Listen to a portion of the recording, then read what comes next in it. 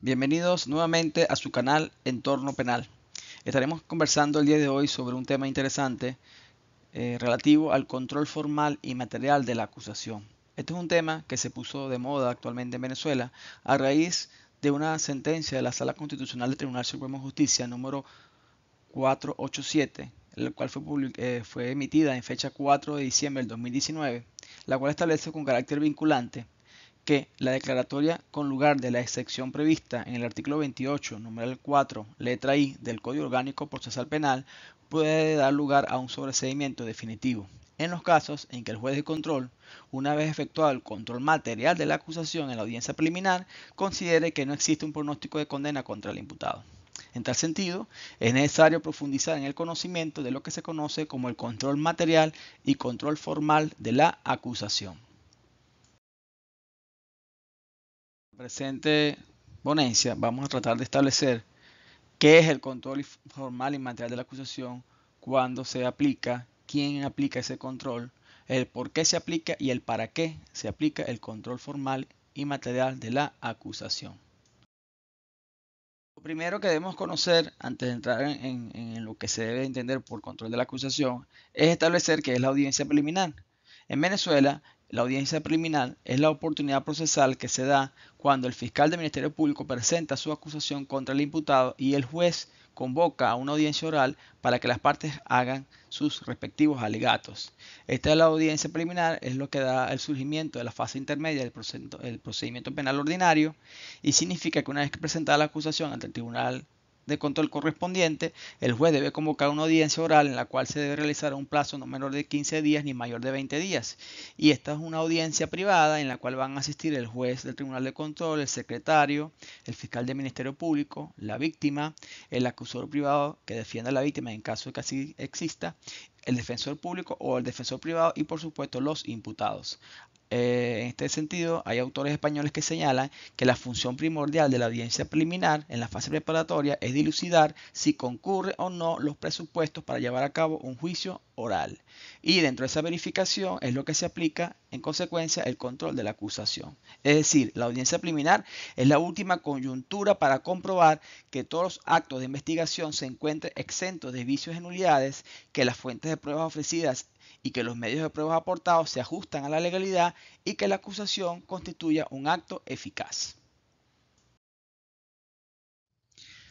En consecuencia, tenemos que la finalidad de la audiencia preliminar son tres. La primera de ellas es que constituye un acto de depuración, lograr la depuración del procedimiento. Luego,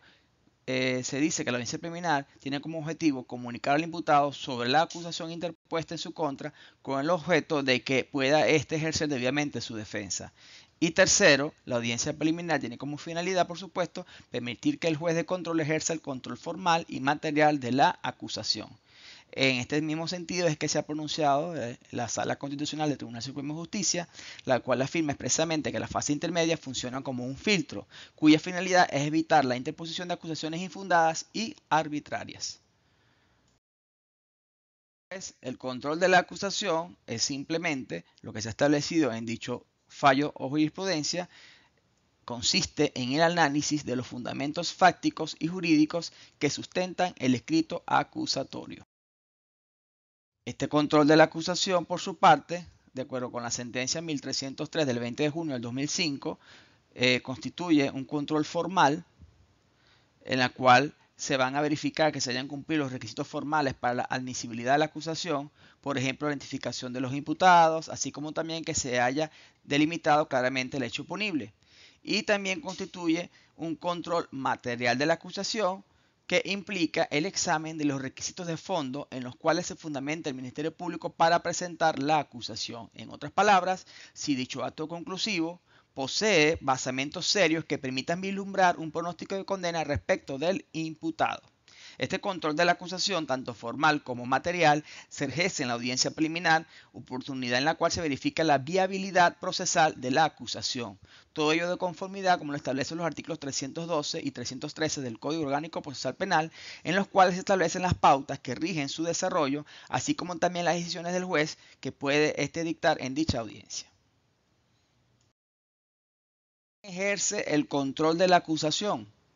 El control de la acusación la ejerce el juez de primera instancia en funciones de control, sea con competencia estatal o con competencia municipal, ya que este es el órgano jurisdiccional competente para conocer de la fase intermedia y, en consecuencia, para celebrar la audiencia preliminar de conformidad con lo dispuesto en los artículos 67 y 109 del Código Orgánico Procesal Penal. En este punto se observa con claridad, por supuesto, uno de los rasgos característicos del sistema acusatorio, en donde existe una separación de funciones de investigar, acusar y juzgar, en donde las primeras funciones de investigar y acusar le corresponden al Ministerio Público, de acuerdo con el principio de oficialidad establecido en el artículo 285, numeral 4 de la Constitución de la República Bolivariana de Venezuela, el cual es el competente para ejercer la acción penal en nombre del Estado. Y la tercera función, la de juzgar, por supuesto, le corresponde al juez de control en este caso, quien es el que está plenamente facultado para rechazar totalmente la acusación en el supuesto de que esta acusación no satisfaga los requisitos esenciales para su viabilidad procesal. Por otro lado, ¿cuál es la finalidad de que el juez de control ejerza el control de la acusación?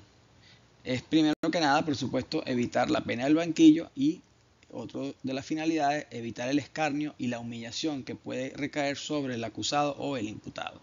Es decir, ante el ejercicio del control formal y material de la acusación, en el supuesto de que no se evidencie o vislumbre un pronóstico de condena, el juez de control no debe dictar el auto de apertura a juicio. ¿Por qué? Porque con ello estaría evitando la pena del banquillo, la cual consiste en someter innecesariamente a una persona a un juicio oral con todas las repercusiones negativas que ello puede tener para su honor y para su reputación. Es decir, la pena del banquillo es una expresión acuñada en el mundo de la práctica judicial para definir aquellas situaciones en las que, sin suficiente base legal, se lleva a una persona al banquillo de los acusados para luego absolverle por no existir los requisitos para condenarlo. En consecuencia, la pena del banquillo hace que la persona sufra la pena del escarnio y la humillación de conocer el duro banco, que siempre tiene un valor estigmatizante. Ahora bien, ¿cuáles son los supuestos para que un juez de control considere que una acusación está infundada y, por lo tanto, ejerza el control material de la misma y no dicte el auto de apertura a juicio? Estos supuestos, de acuerdo con la sentencia 1676 del 3 de agosto de 2007 de la misma Sala Constitucional del Tribunal Supremo de Justicia, son los siguientes. Primero, cuando el acusador no aporte ninguna prueba dentro del escrito acusatorio. Segundo, cuando el acusador aporte pruebas, pero estas son evidentemente y claramente insuficientes o no tienen solidez para generar un pronóstico de condena contra el imputado. Y tercero, cuando se acuse a una persona por la comisión de una figura punible que es inexistente en nuestra legislación penal. Es decir, cuando la conducta del imputado no está tipificada como delito falta en el Código Penal ni en ninguna legislación penal colateral. Finalmente, ¿cuáles son las consecuencias de que el tribunal ejerza el control de la acusación? Primero que nada, como primer aspecto, si la acusación cumple con los requisitos formales y materiales establecidos en el artículo 308 del Código Orgánico Procesal Penal, la consecuencia lógica posible es que el tribunal dicte el respectivo pase a juicio. Y, por supuesto, en el juicio oral y público es que se van a debatir con los elementos de pruebas aportados la culpabilidad o no del acusado. En cuanto al llamado sobreseimiento provisional, este se conoce como aquel que, una vez declarado por el tribunal, no va a desechar totalmente la acción, sino que permite continuar la persecución contra el imputado si se purgan los defectos de forma, y si bien no existe una regulación normativa expresa respecto a esta figura de sobreseimiento provisional, el juez debe considerar, conforme a los hechos y argumentos expuestos, si dicho pronunciamiento constituye un gravamen irreparable de manera que no sea susceptible de ser apelado. Y el tercer supuesto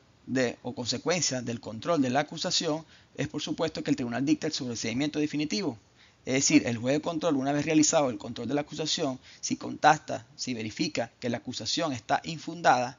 y por ende no ha logrado vislumbrar un pronóstico de condena en contra del acusado, el juez de control puede declarar inadmisible dicha acusación y declarar el sobreseimiento de la causa con arreglo a lo dispuesto en los artículos 303 y 313, numeral tercero del Código Orgánico Procesal Penal. Este sobreseimiento es definitivo y por ende le pone fin al proceso y tiene autoridad de cosa juzgada conforme a lo dispuesto en el artículo 301 del mismo Código.